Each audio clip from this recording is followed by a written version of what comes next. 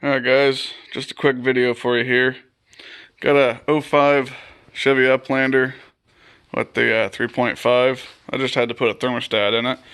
But I was also getting a code for the EGR, insufficient flow. And I took the EGR valve off. And in order to do that, it's actually a real pain. It's way back in there. Well, you got two 10mm bolts and studs. I pulled this over, the transmission dipstick.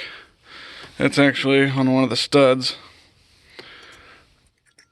There's a 10mm bolt, one on each side of the EGR, that go on the back side right here. I had to take a bunch of stuff apart and moved out of the way, moved the wiring harness out of the way and whatnot. And it's fairly accessible. It's not too bad. You can get into it with 1/4-inch tools.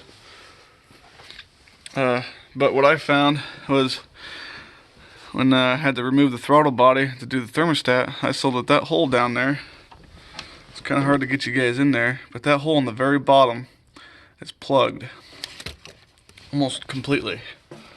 Now there's, on the back side, if you run your hand right below where the EGR is and you touch the intake, you can feel that there's a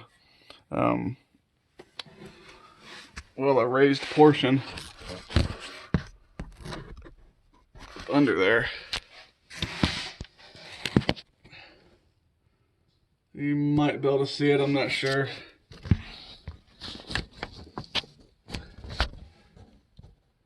See that raised portion? Well, it goes down to this hole right here. So what happens is that'll get clogged up really bad with carbon and it'll just plug up. So we get that cleaned out with hopefully a coat hanger or something and some carburetor cleaners, some compressed air with the EGR valve off. Make sure you take it off when you blow compressed air in there.